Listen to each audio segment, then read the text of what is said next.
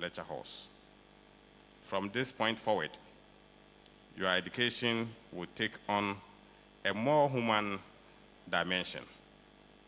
You will encounter patients, families, and communities who will become your greatest teachers. The team, empowering doctors for the provision of healthcare in the 21st century through innovative medical education, is a timely reminder of the responsibility that lies ahead. The 21st century presents us with both remarkable opportunities and daunting global health challenges, from emerging diseases, pandemics, health inequalities, to the integration of artificial intelligence, robotics, and genomics into healthcare. To be effective in this environment, doctors must be lifelong learners, as the Dean indicated, innovators, and compassionate caregivers. Empowerment in your clinical years comes through training that goes beyond textbooks. It involves simulation-based learning, exposure to cutting-edge diagnostic technologies, interprofessional collaboration, and an openness to global best practices. We, as a university, are committed to ensuring that your clinical education is not only relevant to Ghana and Africa, but also aligned with the international standards, so that you are well prepared to compete, collaborate, and contribute anywhere in the world. The white coat you don today is more than a garment. It is a symbol of professional identity. It represents purity, service, and the trust society places in you. But it also carries weight, the weight of responsibility, humility, and accountability. When you step into the hospital wards, patients will see the white coat before they see you. And with it, they will entrust in you their stories, their fears, and hopes. Wear it with honor, and let it constantly remind you of the privilege and duty you carry. As you are transitioning to the clinical years, I urge you to approach patients with empathy, for healing often begins with listening. Embrace innovation, but remember that technology must always serve humanity. Learn from your seniors and mentors, but also learn from your mistakes. For every error that you make, when you reflect upon, is an opportunity to grow, uphold the highest ethical standards. I commend you for your dedication in preparing the next generation of doctors. To parents and guidance, thank you for your unwavering support, and to you, our medical students, I say, step boldly into the new phase. Let your white coat remind you daily that... Ladies and gentlemen, if I would have to read, there is a tall one for me to read out to you. However, let me conclude by indicating that our chair's career reflects a consistent commitment to empowering doctors for the provision of healthcare in the 21st century through innovative medical education and technology. He is now poised to continue driving healthcare transformation at senior level leadership, helping organizations harness innovation to improve patient outcomes and system efficiency. With a warm round of applause, please help me welcome our guest speaker, CEO of Health Tech Ghana Limited, Mr. Daniel Mokla.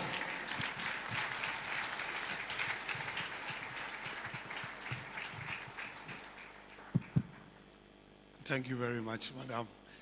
That was very kind of you. Sometimes when you go to a place and they introduce you like that, you kind of think, is that me that you're talking about? But it is.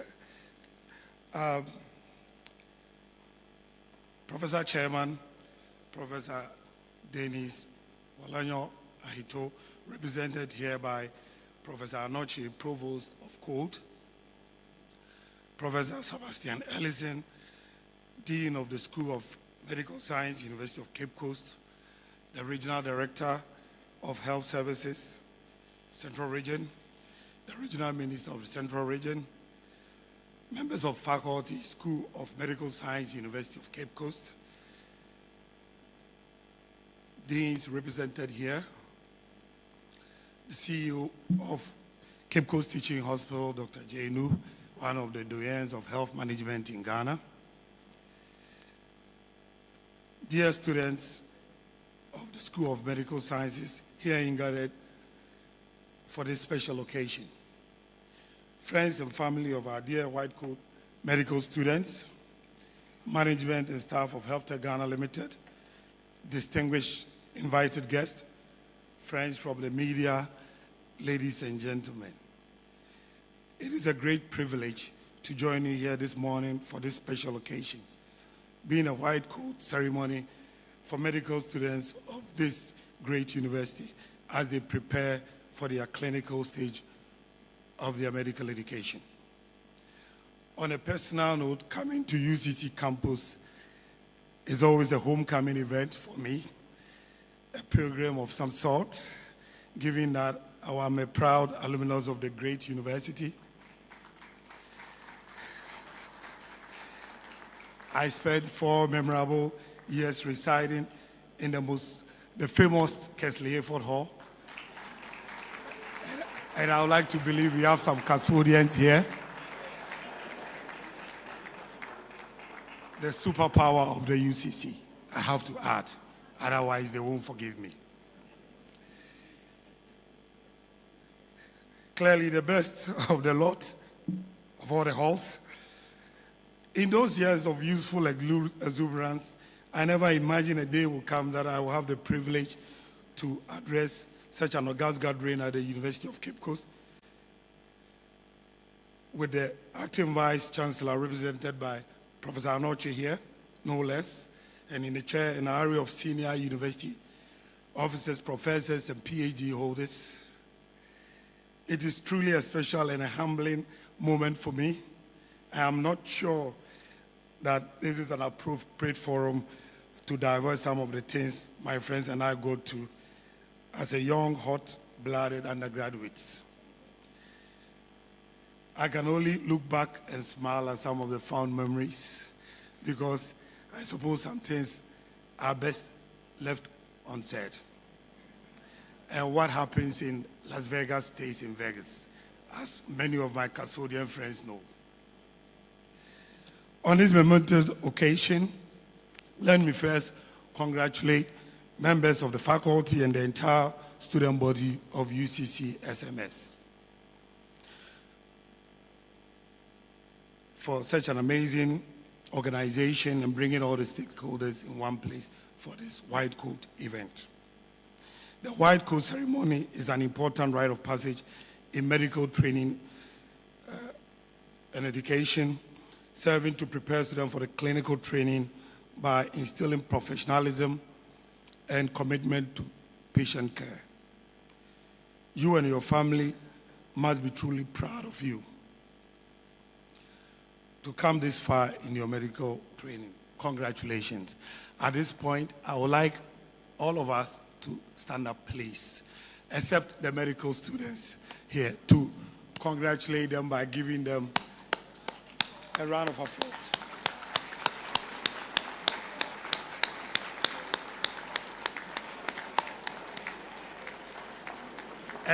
And also to congratulate their family members for supporting them.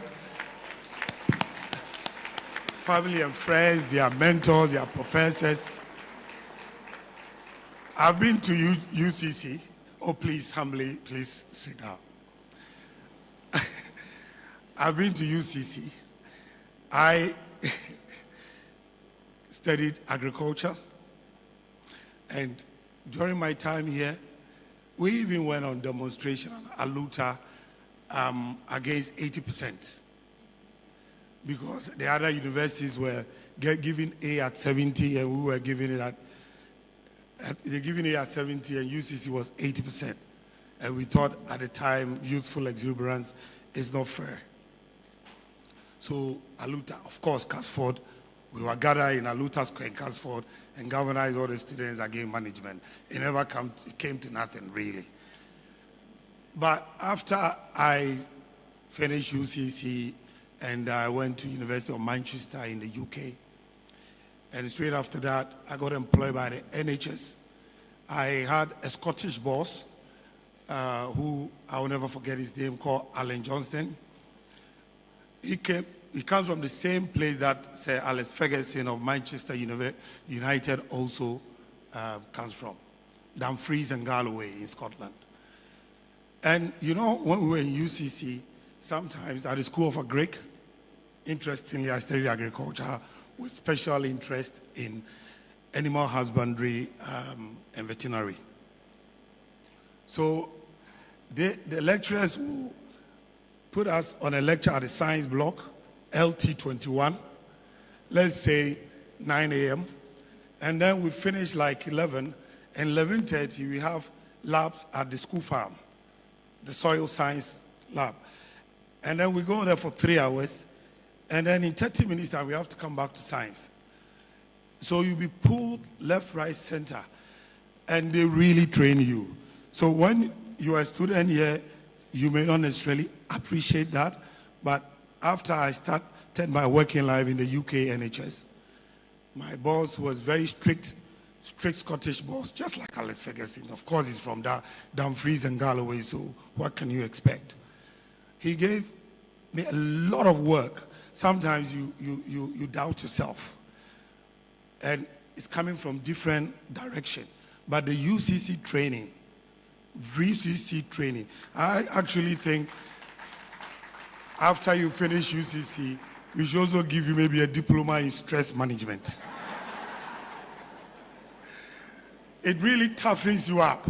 So once you get to the work environment, you're ready and poised to do what is needed at the time is needed, to the time scale and to the specification and quality that is needed. And for me, UCC gave me that.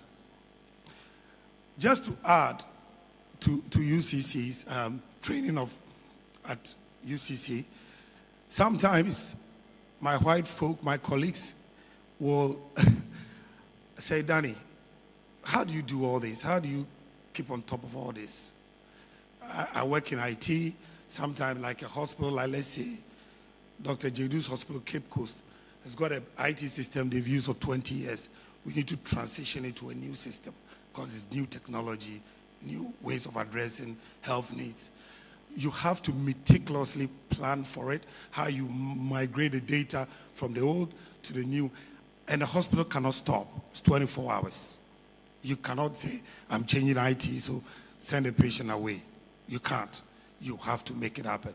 And UCC, for me, gave me the training, that tenacity, that resilience to soak up the pressure and also to call for help when you need.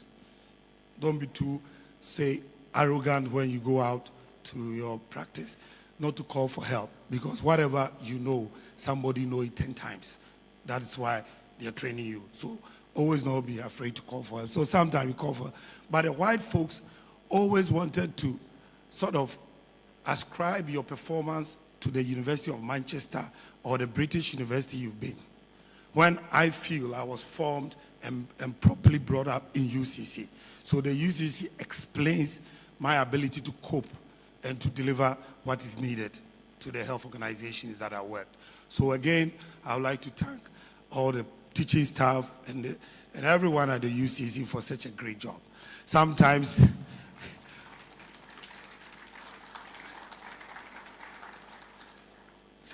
we get bragging rights, when the Times Educational Supplement report comes out.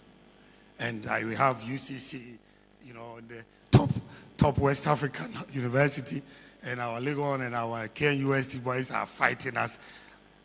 But it's clear that UCT is doing a great job. So thank you once again.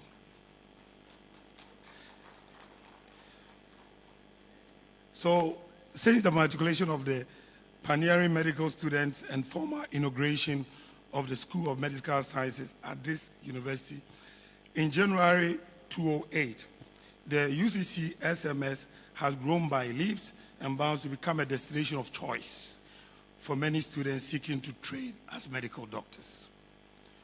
With excellence and dedicated innovative instructions at its hallmark, UCC SMS has produced and continued to produce several doctors serving this country with distinction and helping to address the healthcare needs of our dear country. This is truly commendable. And I'm confident that in years to come, this institution will continue to soar and contribute even more in several diverse ways to healthcare delivery in Ghana. Professor Chairman, distinguished guests, over the years, particularly within the last couple of decades, the world has become much smaller and more close-knit platform, thanks to largely the power of modern technology, including artificial intelligence, AI, and augmented reality. So augmented reality is a layover on virtual reality. We are at the point where in medical education, you can wear a VR space and you can imagine yourself being in theater or a cath lab, which simulates all the normal things you see in, say, National Cardiothoracic Center's cath lab or UGMC or any of the cath labs in Africa. You can actually sit at the UCC Medical School and actually see live procedures being done. And you can even ask questions of the surgeons and the team doing it in real time. This is where medicine is going. And as you move from your pre-clinical to now the clinical part, as you go to deal with patients, I think you'll be facing a lot of technology, perhaps more than your professors who trained you. And it's coming, but I'll come more to that later on.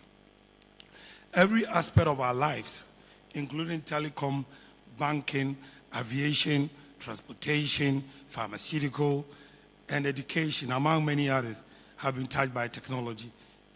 And it's largely to improve our lives and make daily activity more better and more convenient, and in some cases, frankly, more efficient.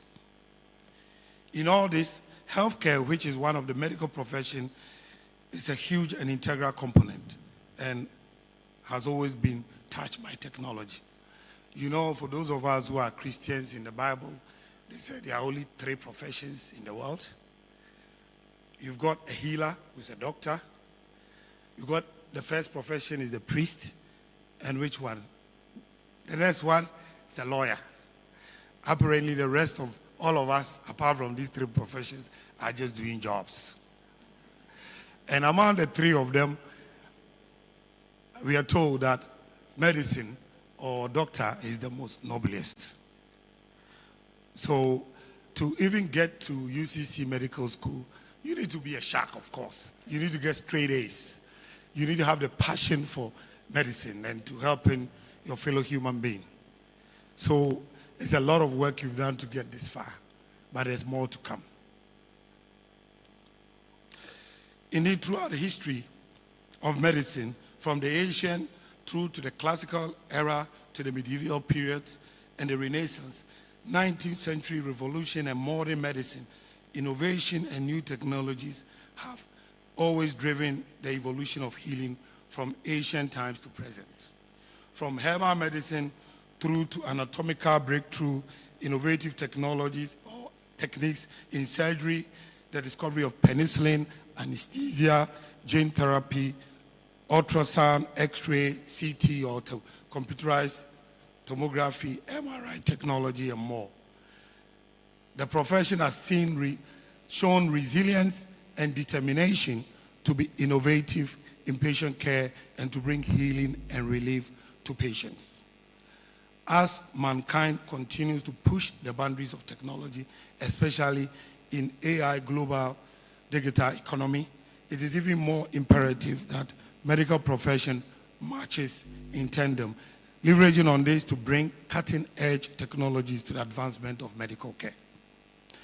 Just to draw on even coming back to home to Ghana, to draw on some of the experiences I've seen. So we work with hospitals like Prof. Jedu's Cape Coast Teaching Hospital, Kolebu, UGMC's, Konfanoche, Tamale Teaching, and all the regional and district hospitals or municipal hospitals. And technology has a big role to play. So let me take an example, 37. So with 37, our company have a collaboration where they have the patients and we have the equipment. We have the MRI and the CTs and the X-rays. Now, when a patient is sick or is rushed to 37 trauma center, and the doctor makes a decision that this person needs an X-ray or a CT or an MRI, they come to radiology 24/7. We take images of the affected body parts. Immediately, the images are taken. Within a matter of minutes, we have an interim preliminary report. In some cases, the doctor at trauma or accident center just want to know in the brain, is it blood or is it just fluid? Because if it's blood, there's a treatment option. If it's fluid, there's another treatment option. By just knowing that, they can make clinical decision. Sometimes the radiologist is at home at night, 1 a.m., sleeping. He can't be working 24 hours. So we are using AI to automatically generate the reports.